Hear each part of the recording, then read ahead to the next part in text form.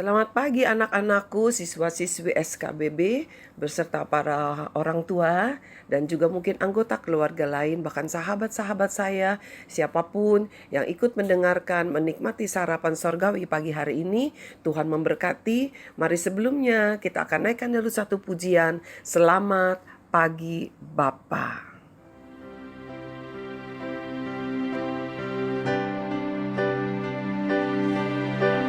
Selamat pagi Bapa, selamat pagi Yesus, selamat pagi Roh Kudus.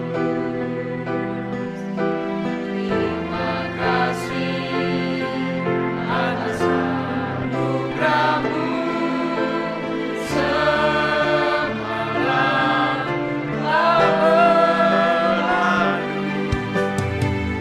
Memuji, ku bersyukur, memuliakan nama-Mu.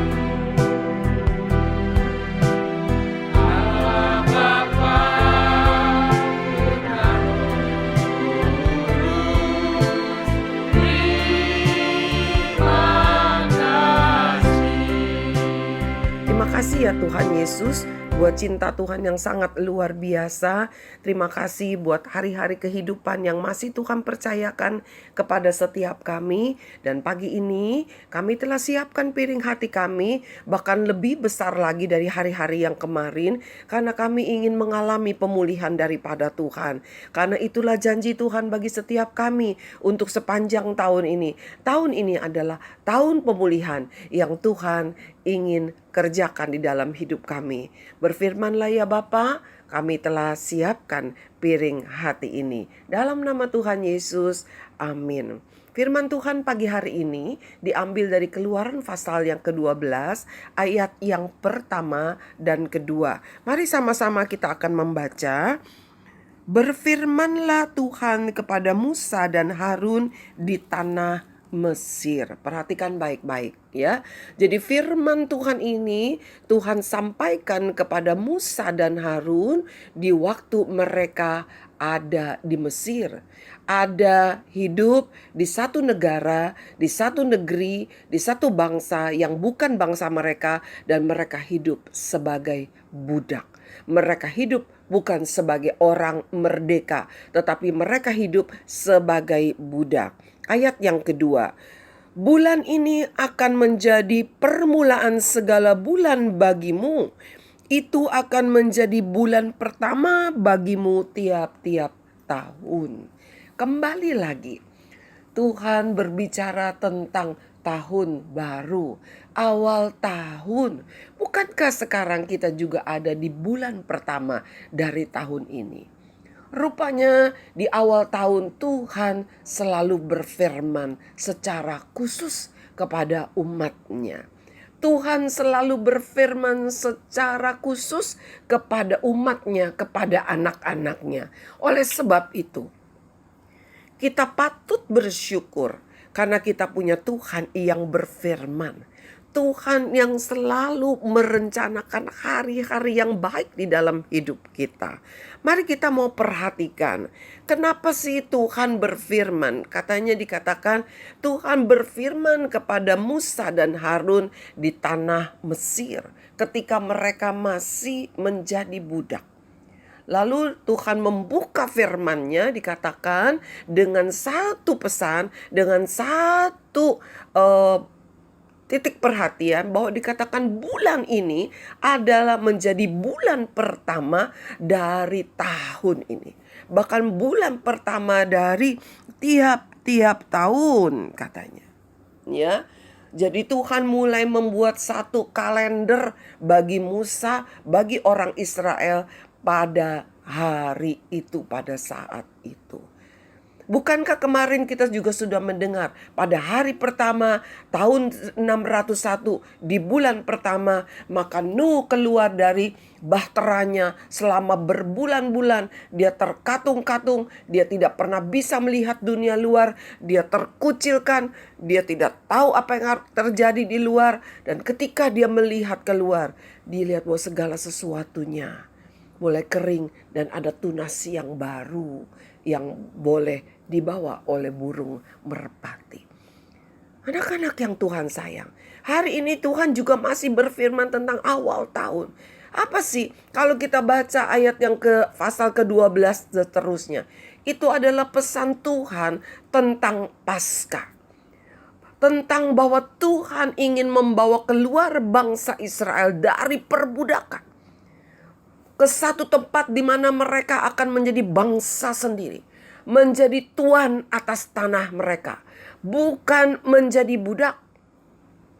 Dan saya percaya firman Tuhan ini adalah firman yang hidup bagi setiap kita, bagi saya, bagi setiap yang mendengarkan, bahwa tahun ini apabila kita mau masuk hidup di dalam pemulihan Tuhan, maka anak-anak berapapun usiamu, orang tua, para sahabat-sahabatku dimanapun engkau berada, pemulihan itu akan terjadi. Engkau tidak akan lagi menjadi budak dari penyakit.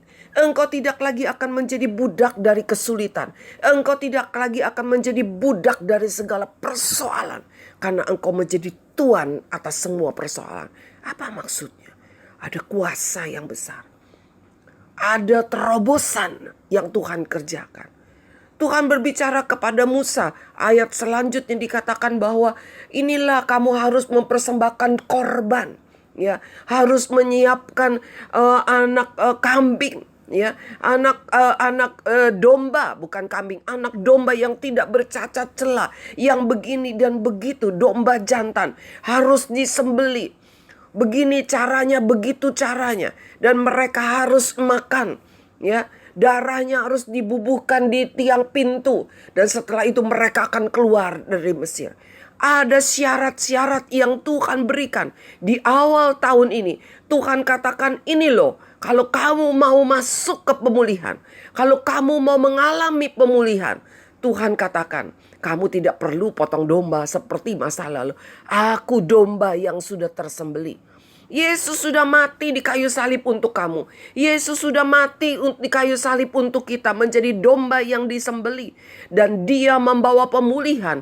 Dan biarlah kita terus berjalan mengikuti jalan-jalannya, mengikuti petunjuknya. Ada darah yang dioleskan di ambang pintu. Itu artinya ada darah Yesus. Darah yang membawa kesembuhan, darah yang membawa pemulihan. Bukan hanya bagi kamu pribadi. Tetapi kita lihat, ketika Tuhan membuat pemulihan kepada bangsa Israel, dia bukan membawa pemulihan hanya kepada Musa dan Harun, bukan hanya kepada Miriam, tetapi seluruh bangsa Israel di Mesir itu Tuhan suruh bawa keluar. Dan kita percaya bangsa kita pun akan mengalami hal yang sama. Keluarga kita pun akan mengalami hal yang sama. Pemulihan yang luar biasa dari Tuhan. Meskipun segala sesuatunya tidak mungkin rasanya. Segala sesuatunya begitu tidak menghasilkan. Pekerjaan mungkin ada yang hilang. Gaji ada yang sangat berkurang. Penjualan hampir tidak ada yang dapat dijual. Beras di tempat beras rasa-rasanya hampir, bahkan ada mungkin yang sulit sekali untuk dapat terisi cukup. Tetapi saya mau katakan, firman Tuhan dengan tegas pagi ini berkata bahwa Tuhan mau memulihkan. Biarkanlah pengorbanan Kristus dalam hidupmu tidak menjadi sia-sia. Hiduplah sebagai orang-orang yang telah ditebus oleh darah Kristus, yang telah diselamatkan. Tinggalkan dosa. Tinggalkan segala kemarahan dan kepahitan. Tinggalkan segala perkara-perkara yang menyakiti hati Tuhan. Hidup, masuk, persiapkan dirimu untuk dibawa keluar, masuk kepada pemulihan. Tuhan Yesus memberkati. Mari kita mau mendengarkan pujian yang indah ini.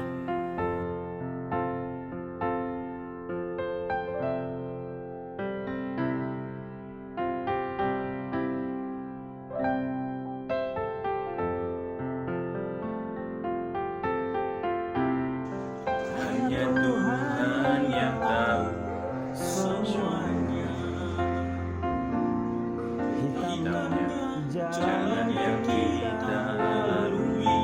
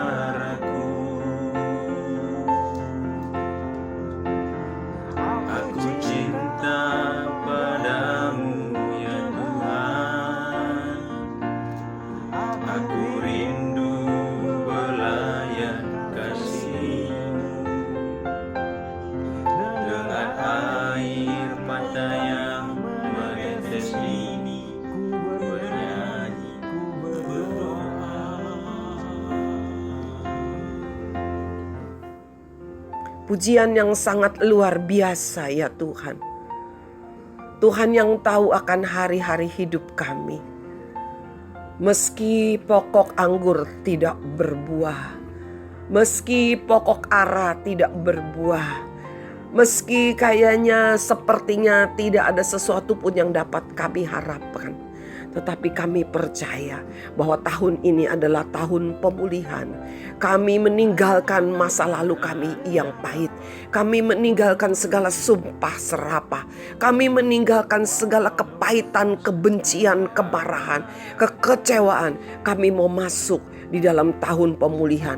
Dan kami percaya kami tidak lagi diperbudak oleh persoalan.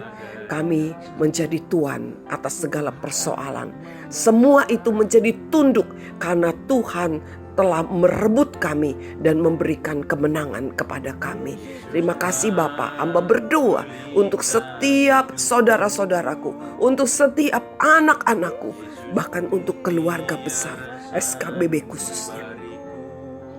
Hamba berdoa biarlah pemulihan terus terjadi.